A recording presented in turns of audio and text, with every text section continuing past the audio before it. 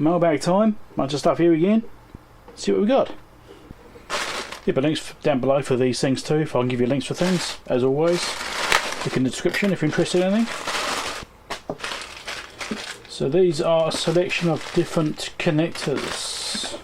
Got 2.8, 4.8 and 6.3. So it's 2.8, 4.8 and 6.3. So these are these wider female Spade terminal type connectors with the little boots that go over them as well. These are all right angle ones.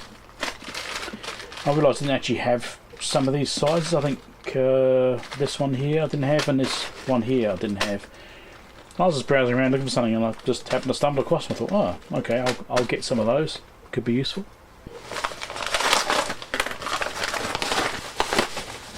Isn't 5 capacitors, that's 2 capacitors. What's going on here?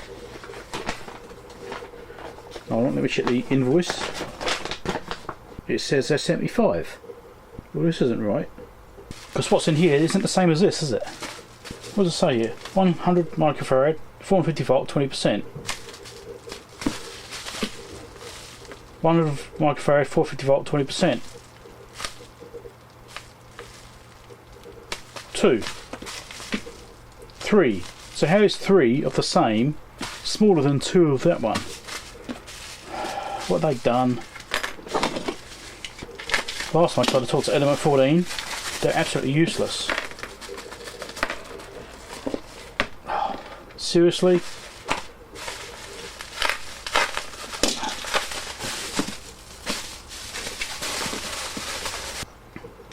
So these ones are correct. I should have got 5 of these. These things are bloody expensive.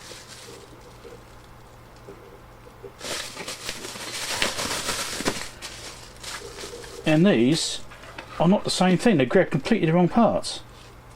1000 microfarad, 450 volt. And these are 35 volt, 680 microfarad. Look. This is what they gave me. Completely the wrong parts. To give you some idea, 5 of these capacitors is $80. I've only got 2, and I've got these cheap caps, which are probably, you know, a few dollars each instead. Yeah, I'm not happy about that. So I've just emailed element 14. I've actually paused what I was doing recording and uploaded the clip of that mailbag section there up to YouTube as a standalone clip and shared that with element 14 as proof that they've screwed up. So we'll see if I can get an email reply, because previously when I've had issues with element 14 I've emailed them and not even had a response. So we'll see. It could be troublesome. Next thing, hope this one's more successful.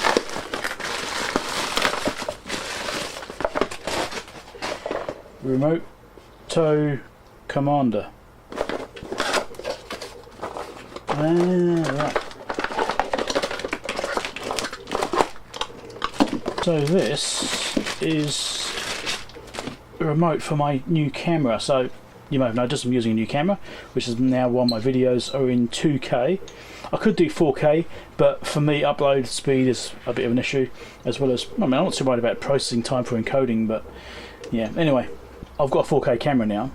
I'm going to just do 2K videos and see how that goes. I think it's probably good enough. But this is a remote control which allows me to hopefully make it a bit easier to use the camera. We've got a straight cord and a other cord. I'm not quite sure why they're different. Complete lack of instructions is always great. Got a record button and a wide telephoto adjustment here. The idea is you put this on like a handle of a tripod, so when you're moving the handle around you can actually just use the controls like this. That's what it's based upon. For me, where my camera is, I mean it's obviously right next to me, you can see the record button is around the back of the camera and it's a bit awkward to reach it, so I wanted to put this somewhere where it's just a bit easier to deal with. The zooming stuff I'm not worried about because I've got the rings behind the lens set up as zooming, so I can just roll those around and that's fine. So this bit's not really that important, but the record button is. I'm not quite sure which of these I should be using. I suppose I could just plug it in and try it, but I'll worry about that later on. I'm going to play that right now. That's what that's for. So I can put it on the tripod and have easier access to the record button. Well, I put it on the camera, it seems to be working fine. I still don't know why there's 2 connectors on it, but anyway. This is going to be messy. Oh no, not so bad. It's just some more of these connectors. These ones are plain copper apparently. Maybe they're brass. But I think these are 4.8mm wide, is it? Anyway, bunch of those again for the same reason I had before. I saw some and I thought I'd get some.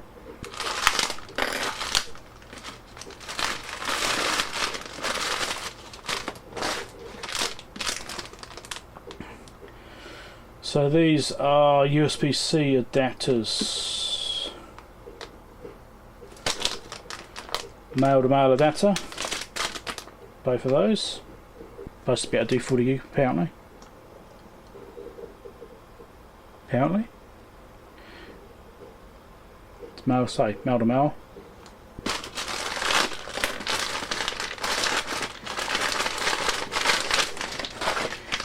Got a Essager USB-C cable. I think it's a 100 watt one. Yeah, 100 watt power delivery rated cable. Just another one of those. Not exactly particularly exciting. What are these ones? Ah, USB-C female to female adapters, so you can extend cables. 2 of those. I don't have a particular need for them right now, but I saw them, I thought I might get some of them because I can see them potentially being useful.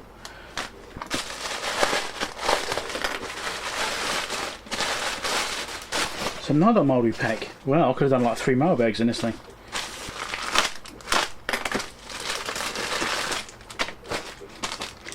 Got some USB-C female connectors.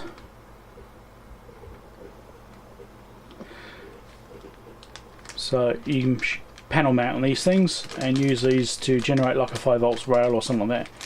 Obviously not power delivery because there's no data pins, it's only power only, so it'd only be for 5 volts. But I thought that might be useful.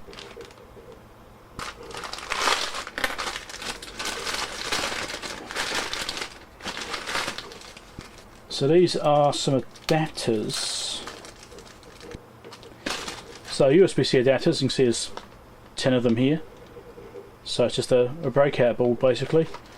Doesn't break out all the pins, just the main primary ones like the voltage and the initial data pins. And we've also got some other USB ones here as well, which is like an assortment of different ones. So we've got basically one of each.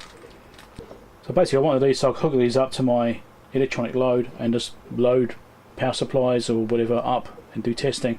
I didn't have any breakout boards for USB-C, so now I've got a selection of them. I don't know which one I'm going to end up using, but yeah.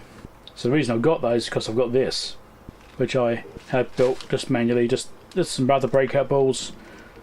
So it's a bit ugly, but you just plug in cables and you can load test power supplies to a degree, obviously, so limited by the track sizes and what have you, but it does USB-A obviously, USB mini, USB micro, and I wanted USB-C stacked on top of that as well. So that's why I got those boards. So I can stack a USB-C board on top of that, and that then means I can hook this up to my electronic load and load test things a bit more easily.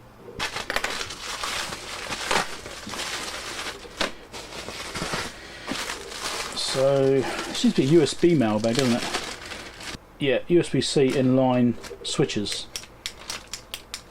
So it's just a inline switch. You put this in series with the existing cable and you use that to break the power line.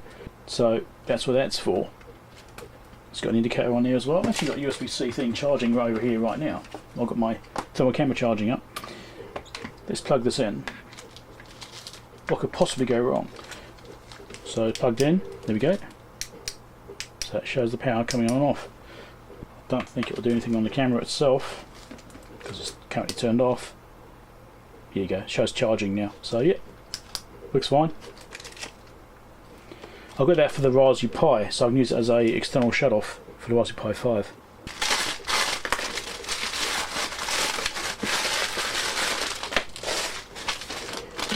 And it's another cable, different kind of switch. Does the same thing. Switch is 3 amps, 125 volt, 2 amps to 250 volt. Yeah, I don't know. So it's a mains rated switch at least. But yeah, same sort of deal. Just a rocker switch, no indicator on it. I think I prefer This one, this slide to get knocked and accidentally triggered. This could, you know, you could knock it and actually turn it off. So, I could, you know, this one's easy to use though. I think in my situation, I prefer these ones. This is why I get different types, because, you know, different circumstances require different parts sometimes. This might be a better switch, but I think this is better for the circumstance. Oh, last package, thankfully. It's been a long one, this one. No, it's not a seam. Must be a seam here somewhere. I might just cut down the edge instead of done with it. With a real knife. Sacrilege. Look at what they're making me do.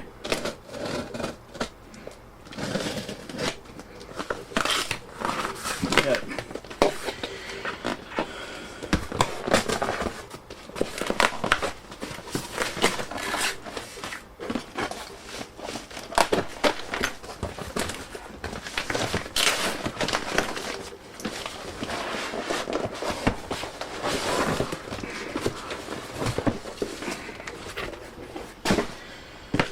Just another security camera. And you may notice I've got a MacBook on the back of the desk here. I'm doing a video about that. That's in progress, waiting for some parts. I like to have a nice close shot on the driveway, so I've got another camera to do that job, to replace that one. A bit annoying having to replace the camera, but you know, and it was fairly expensive too, that camera. So I actually probably want to pull it apart and see if we can find out if there's anything wrong with it. Maybe we can actually fix it. I'd like to do that because it was quite an expensive camera. So I think it was about $600, that camera. So for it to not last that long is quite annoying. This one's actually not quite as good, but it should be good enough. It maybe it's got some liquid got in there, maybe it's had a bit of water ingress and it's caused some problems. I honestly don't know, but I'd like to fix that camera if I can. But this one's going to go up in its place in the meantime anyway. Well, that's the mailbag. Other stuff to watch down below if you're interested in other videos I make. Subscribe over there if you're not already subscribed, and there's a Patreon support link over there to help support the channel, helping to buy items from mailbag and other bits of test equipment. I mean, test equipment is what I really want to buy, but test equipment's getting really expensive to buy, so that's why I'm not doing as many test equipment videos now. I'm still doing them obviously, but it's getting more challenging to do them because it just costs so much to do. So anyway, thanks a lot to my existing supporters. You're all really appreciated. Thumbs up to you all. Catch you later.